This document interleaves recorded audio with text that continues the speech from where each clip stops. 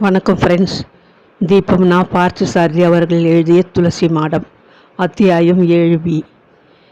விடுந்ததிலிருந்து வெயிலே தெரியாமல் சாரல் தூறி கொண்டிருந்ததால் அன்று சங்கரமங்கலம் மிக மிக அழகாக இருந்தது. மேற்கு பக்கம் மலைத்தொடர்கள் மயில் கழுத்து நிற நிலத்தில் பளபளத்தன. மழை காலத்தில் மணப்பெண்ணுக்கு வருகிற அழகு போல் மலைகளுக்கெல்லாம் வரும் பருவ அழகு ஒன்று உண்டு. அப்படி அழகு அந்த மலைகளில் அன்று வந்து கவிழ்ந்திருந்தது.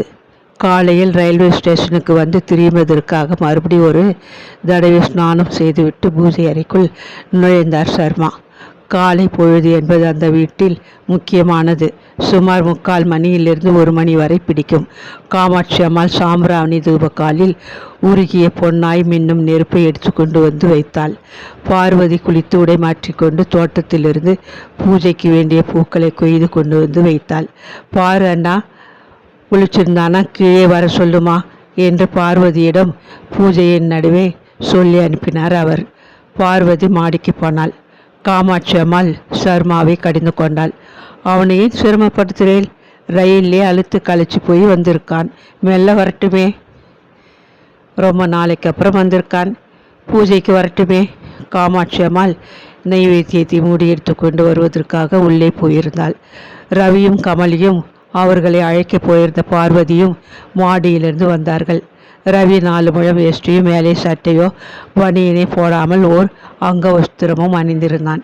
பழைய காலத்து சுங்குடி புடவை தேசியனில், ஆனால் புதிய நவநாகரிக மஞ்சள் நிற வாயிலில் நீல புள்ளியில் இட்ட மெல்லிய புடவை ஒன்றை அணிந்திருந்தாள் கமலி. நெற்றியில் குங்குமத்துலகம், ஷாம்பு போட்டு நீராடியதால் புசு புசுவென்று கூந்தல். மேலே பொன்னிறத்தில் தோள்பட்டையோடு துடிக்கிற கையில்லாத ரவிக்கை அணிந்திருந்தாள். உடலை இறுக்கினாற் போல தைக்கப்பட்டிருந்த அந்த ரவிக்கையும் அவளுடைய செழிப்பான மேனி நிறத்தையும் கூர்ந்து கவனித்து தான் பிரித்தறிய வேண்டியிருந்தது. அந்த உடையில், அந்த வேளையில் நறுமணங்களின் உருவகமாய் ஒரு நளினமான கவிதையாய் பூஜை அறைக்குள் முன் வந்து நின்றாள் கமலி. அவள் முதலிலேயே குளித்து விட்டு வந்ததால் அவளை ட்ரெஸ் செய்து கொள்ள விட்டுவிட்டு ரவி குளியல் அறைக்குள் போயிருந்தான்.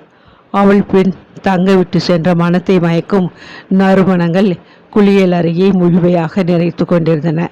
அவள் உபயோகித்த ஷாம்பு, சோப்பு, தோட்டி கொண்டு போட்டிருந்த டர்க்கி டவல் எல்லாமாக சேர்ந்து காலை வரையில் சுண்ணாம்பு சிமெண்ட் வாடை மட்டுமே நிரம்பியிருந்த புதிதாக கட்டப்பட்ட அந்த குளியல் அருகே இப்போது நறுமணங்கள் நிறைந்த கந்தர்வ லோகமாக்கியிருந்தன. அவன் நீர் அணிவிட்டு வெளியே வந்த போது கமலி ஏறக்குறைய ட்ரெஸ் செய்து முடித்திருந்தாள்.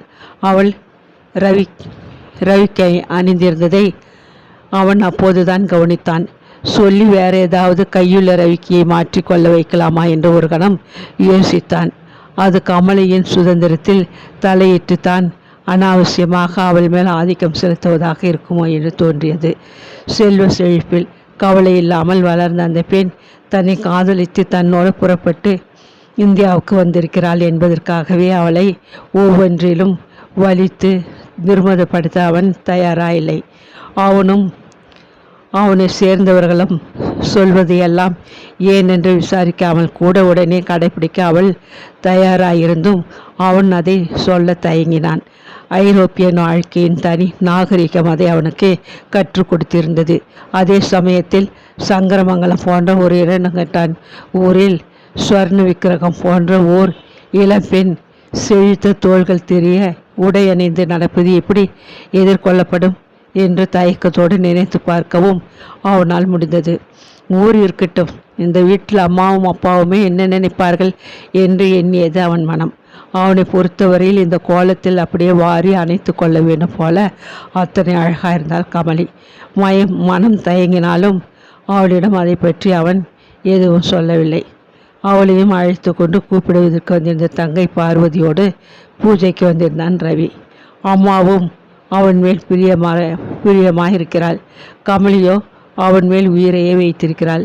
ஆனால் அம்மாவுக்கும் கமலிக்கும் நேரடியாகவோ மறைமுகமாகவோ ஒரு சிறு மோதல் கூட வந்து விடாமல் இருக்க வேண்டுமே என்று அவனுக்கு கவலையாயிருந்தது. பூ போன்ற மனமும் இங்கிதமான குணமும் உள்ள கமலியால் எந்த தகராறும் வராது என்பதை அவன் அறிவான். அம்மாவை பற்றி தான் அவனுக்கு கவலையாக இருந்தது. பால் குடிக்கிற வயதிலிருந்து ஆனால் பிரியம் செலுத்தப்படுகிற ஒரே பெண் முதலில் தாய்தான். வயதும் பருவமும் வந்த பின் ஆணின் அந்தரங்க அபிமானமும் பிரியமும் இன்னொரு யுவதியிடம் போகிறது. இதை பொறுத்து கொள்ள முடியாமல் மகனின் பிரியத்தை கவர்ந்து விட்ட அந்த புதிய யுவதியின் மேல் தாய்க்கு ஏற்படுகிற ரகசியமான பொறாமைத்தான் மாமியார் மருமகள் சண்டையின் ஆரம்பமோ என்று எண்ணினான் ரவி. இவ்வளவிற்கும் இவள்தான் உன் மருமகள் என்பதாக அம்மாவிடம் யாரும் இன்னும் அதிகாரப்பூர்வமாக சொல்லவில்லை. அம்மாவாக கமலியை பற்றி சந்தேகப்படுகிறாள், அவ்வளவுதான். நீராடி மடியாடை உடுத்து சுத்தமாக இருந்தால் ஒழிய அந்த வீட்டில் யாரும் பூஜை அறைக்குள் நுழையக்கூடாது. முதல்ல இந்த வீட்டுக்குள்ளேயே ஒரு ஆலய பிரவேச போராட்டம் நடத்தியாகணும் அம்மா என்று முன்பு தன் கல்லூரி படிப்பு நாட்களில் அம்மாவிடம் கேலியாக பல முறை சொல்லியிருக்கிறான் ரவி. பூஜை அறையை பொறுத்து கமலியை அம்மா எப்படி நடத்துவாளோ என்று பயந்தான் அவன். அதனால் கமலிக்காக அவனும் வெளியிலே நின்று கொண்டான்.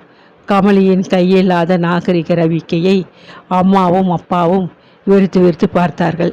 அம்மா ஒரு தடவை அவன் மட்டுமே கவனிக்கிற சமயத்தில் முகத்தை கோணிக்கொண்டு தோள்பட்டியில் இடித்து அழகு கூட காட்டினாள். நல்ல வேலையாக அப்போது கமலி பார்வதியின் பக்கம் திரும்பி அவளிடம் ஏதோ பேசி கொண்டிருந்தாள். ஒரு வழியாக பூஜை முடிந்து பிரசாதம் வாங்கி கொண்டு பூஜை அறைக்கு முன்னாலிருந்து கலந்தார்கள் அவர்கள். அப்போது வசந்தி திரும்பி வந்துவிட்டாள். அப்பா தான் முதலில் அவளிடம் அதை கேட்டார். சாப்பாடு மேலேயே அனுப்ப சொல்லட்டுமா, அல்லது இங்கேயே இலை போட்டு பரிமாறலாமா? கமலி எல்லோருடன் சேர்ந்து இலையிலேயே சாப்பிட தயாராக இருந்தாள்.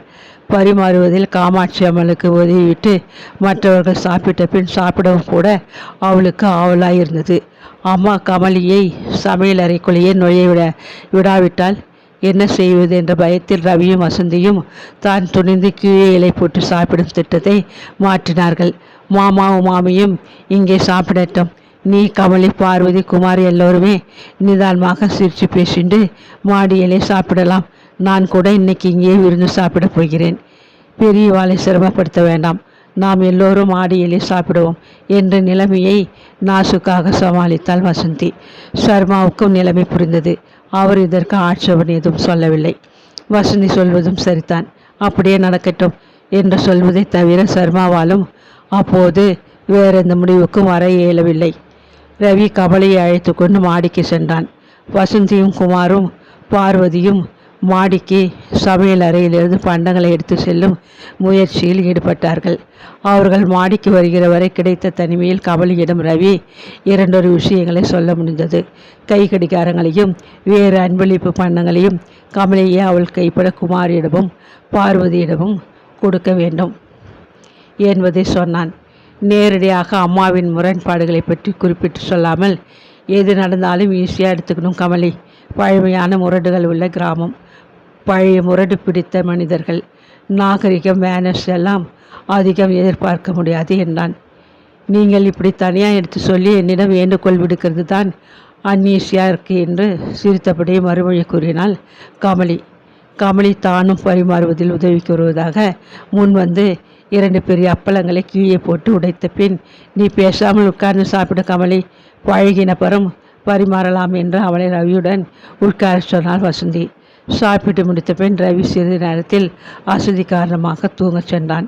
குமாரியும் பார்வதியையும் கூப்பிட்டு கடிகாரங்களை கொடுத்தாள் கமலி.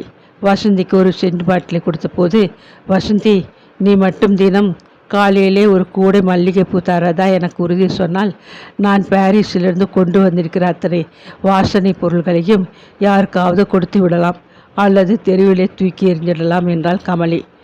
குடை மல்லிகைப்பூவை நெருக்கமாக ஊசி மூலம் நூலிலும் கோக்கலாம், நாரிலும் தொடுக்கலாம் என்று சொல்லி 2ஐயும் கமலிக்கு செய்து காட்டினாள் வசந்தி. வசந்தி கையால் நாரில் பூ தொடுத்த வேகத்தை பார்த்து அதிசயித்தாள் கமலி. நாங்கள் இயந்திரமாக்கிவிட்டு எத்தனையோ நுண்கலைகளை இன்னும் இந்திய பெண்கள் தங்கள் அழகிய மென்மையான விரல்களின் நுனிகளிலேயே கட்டி காத்து வருகிறார்கள். பழைய முறையில் உருவாக்கி நவீன நாகரிகங்களால் பாதிக்கப்படாத ஒவ்வொரு இந்திய பெண்ணும் ஒரு நுண்கலை களஞ்சியமாகவே இருப்பால் போல் தோன்றுகிறதே. காமாட்சி மாமி, அதாவது உன் மாமியார் என்னும் வேகமாக பூ தொடுப்பாள் கமலி. கோலம் போடுறது, பூ தொடுக்கிறது, பல்லாங்குழி ஆடுறது, அம்மானை ஆடுறது, சமைக்கிறது, இதிலெல்லாம் மாமி எக்ஸ்பர்ட். பாட்டு கூட நல்லா பாடுவா என்றாள் வசந்தி. அம்மானை ஆடுவது என்றால் என்ன என்று தெரிந்து கொள்ளும் அவளோடு கேட்டாள் கமலி. அதை கமலிக்கு விளக்குவதற்காக பார்வதியிடம் சொல்லி வீட்டிலுள்ள அம்மானி காய்களை எடுத்து வர சொன்னாள் வசந்தி. பித்தளையில் எலுமிச்சம் பழம் பருமனுக்கு உருண்டை உருண்டையாக இருந்த அம்மானி காய்களை காமாட்சி அம்மாளிடம் கேட்டு வாங்கி வந்தால் பார்வதி. வசந்திக்கு கைப்பழக்கம் விட்டு போயிருந்ததால் அது என்ன விளையாட்டு என்று கமலியிடம் சொல்லி விளக்க மட்டும் முடிந்ததை ஒழிய செய்தோ டெமான்ஸ்ட்ரேட் பண்ணியோ காட்ட முடியவில்லை. வசந்தியும் தன்னை அறியாமலே தான் ஒரு நகரவாசியாகிவிட்டதே அப்போது அந்த கணத்தில் அந்த இயலாமையால் உணர்ந்தாள். அம்மானையில் மிக குறைந்த பட்ச திறமையாக்கிய 3 காய்களை மேலே போட்டு காய் எதுவும் கீழே விழாமல் மாற்றி மாற்றி இரு கைகளாரையும் பிடிப்பது கூட வசந்திக்கு வரவில்லை. நீ கொஞ்சம் இருடி கமலி, மாமியை வந்து டெமான்ஸ்ட்ரேட் பண்ண சொல்லி கேட்டு பார்க்கிறேன். மாமி இதில் கெட்டிக்காரி. ஒரே சமயத்தில் 5 காய் வரை கூட கீழே விழாமல் போட்டு பிடிச்சிடுவா என்று சொல்லிவிட்டு காமாட்சி மாமியை அழைத்து வர கீழே படி இறங்கி போனாள் வசந்தி.